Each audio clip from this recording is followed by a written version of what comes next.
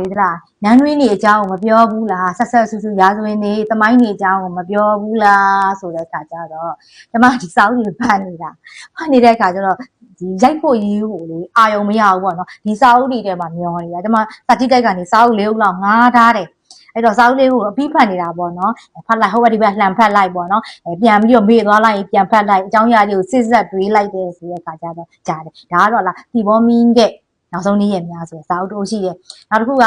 မင်းတို့မင်းရဲ့နောက်ဆုံးနေ့ရက်များဆိုစာအုပ်ရဲ့နောက်ပြီးတော့အမုန်းခံရတော့မိဖုရားများဆိုတဲ့စီပြူမရှင်ရဲ့နမတော်မေနုရဲ့စုဖျားလက်ဆိုတဲ့သုံးပါးရဲ့အမုန်းခံရပုံကိုမိဖုရားတွေရဲ့အကြောင်းအရာကိုဖတ်တာပေါ့နော်လေးကိုနောက်ကတမိုင်းဆိုင်ရာအချက်လက်တစ်ခုရှိတယ်ဒါတော့ကုန်းမောင်ခေတ်ကတမိုင်းဆိုင်ရာအချက်လက်များစာဖတ်နေတာဆိုတော့မရိုက်ဖြစ်ဘူးပေါ့နော်ဒါပေမဲ့ဒီဘောမင်းရဲ့ဒီစာအုပ်ထဲကနောက်ဆုံးနေ့ရက်များပေါ့နော်အဲ့တော့ဒီဘောမင်းစပြီးမင်းဖြစ်တဲ့အချိန်ကစပြီးတော့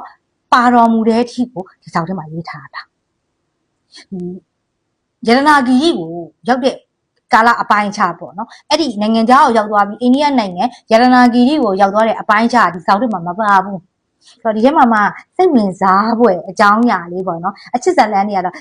သူဖျားလက်နဲ့တီဘောမင်းရဲ့အချစ်ဇလန်းကိုနောက်မှပြောပြမယ်နော်ဒီမှာစိတ်ဝင်စားတာကမင်းသားတရား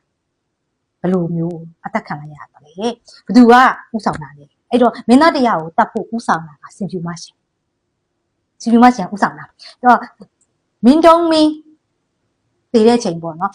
မင်းတို့မင်းကနန်းတွင်းမှာတည်နေပြီအဲ့ဒီမင်းတို့မင်းနာမကျန်းဖြစ်တဲ့နေ့ကစပြီးတော့စင်ဖြူမရှင်ကတခြားမိဖုရားတွေကိုသူနဲ့ဓာတ်မတည့်တဲ့လူတို့လုံးဝမဝင်မကသူနဲ့အစင်ပြေဓာတ်တူနန်တူသမားတွေကိုပဲဒီမင်းတို့မင်းရဲ့နာမကျန်းဖြစ်တဲ့နေရာပြုစုတဲ့နေရာကိုဝင်ခိုင်းတာသူကဝင်ဘယ်သူမှမဝင်ခိုင်းဘူးဘယ်သူမှလည်းဝင်ဖို့မရအဲ့ချိန်မှာစင်ဖြူမရှင်ကအာနာအကြီးဆုံးပဲဘာလို့ဆိုရှေ့မှာနန်းရ၄ပါးထဲမှာစုံသွားကြပြီညောင်နှန်းရင်ဆုံးတယ်ညောင်နှန်းပြီးတော့တောင်နှန်းဆုံးတယ်တောင်နှန်းရဲ့နောက်မှာဒုတိယအကြီးဆုံးကအလယ်နှန်းအာနာကြီးလာပြီနေ့ရောက်ရှေ့မှာရှိတဲ့အာနာရှိတဲ့နေရာကစုံသွားပြီတေးသွားပြီဆိုတော့ तू ကလက်ရှိမှာအာနာအကြီးဆုံးဖြစ်ပြီးတော့အာနာကိုချုပ်ကင်နိုင်ဆုံးဖြစ်တဲ့အခါကျတော့ तू နဲ့ဓာတ်တဲ့မိဖုရားကိုပဲဝင်ခွင့်ပေးတာ तू နဲ့ပါတနာဆိုရင်တော့ရမယ် तू နဲ့ပါတနာ तू နဲ့စက်ကျင်ဘက်သမားတွေကိုဝင်ခွင့်မပေးဘူးအဲ့ချိန်မှာမင်းတို့မင်းကနာမကျန်းဖြစ်နေပြီစုံကန်နေပြီအဲ့တော့ဘာမှအာဏာမရှိသေးဘူးပြောနိုင်တဲ့အရာမရှိအဲ့တော့အရာရာကိုစီမံနိုင်တာစင်ဖြူမရှင်ပဲရှိသူပဲအာဏာရှိသူပဲဒီဝင်ကြီးအဖွဲ့တွေနဲ့အမတ်အဖွဲ့တွေကိုချုပ်ကိုင်နိုင်သူ့ရဲ့နောက်မှာတိုင်တာမင်းကြီးရှိတယ်ကင်းဝန်မင်းကြီးရှိတယ်နော်ကင်းဝန်မင်းကြီးကလည်းစီးမြင့်ငံဘယင်စနစ်ကိုလိုလာတယ်တိုင်တာကလည်းအာဏာရှိတယ်အဲ့တော့မင်းတို့မင်းလက်ထက်ထဲကတိုင်တာနဲ့ကင်းဝန်ဟာအာဏာရှိတဲ့အမတ်ကြီးတွေထဲမှာပါတယ်အဲ့တော့အဲ့ဒီအာဏာရှိတဲ့အမတ်ကြီးကိုစင်ဖြူမရှင်ကချုပ်ကင်ထားတယ်အာဏာနဲ့ထုတ်ကင်ထားတယ်ဘသူ့ထက်မှာရှိတယ်စင်ဖြူအဲ့တော့စင်ဖြူမရှင်ကပြောတယ်အဲ့ဒီတားတော်သမီးတော်တွေကိုမတင်ကျင်ဘူးသူနဲ့မတည့်တဲ့လူတွေ तू ကသမီးတွေပဲမွေးတာလေမတင်ကျင်ဘူးတော့သူကအဲ့ချိန်မှာမခရမင်းသားအုပ်စုရဲ့ညောင်ရမ်းမင်းသားအုပ်စုရဲ့အုပ်စုကြီးနှစ်စုကနာမည်ကြီးနေတာနန်းတိုင်သူတို့နှစ်ခုတည်းနှစ်စုတွေက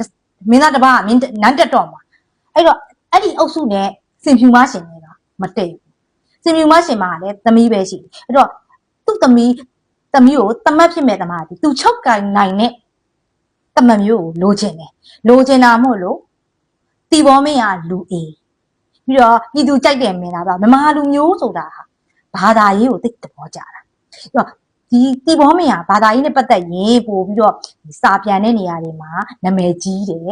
လူတွေကပို့ရညညံ့တယ်ဘာသာရေးပိုအားကောင်းတယ်လို့ထင်တယ်အဲ့လူတွေကပိုနှစ်သက်တယ်နန်းရမိပြလောင်းရှင်မိပြဆိုတာလဲလားဘရင်သွေးတော်ထဲမှာပါတယ်နန်းရဲ့မဟာ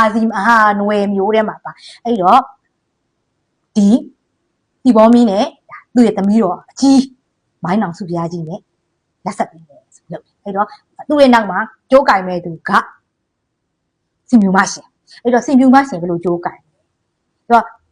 မင်းလုံးမင်းဟိုမှာနန်းတွင်းထဲမှာတည်တဲ့ချိန်မှာစင်ရင်ထုံမပြန်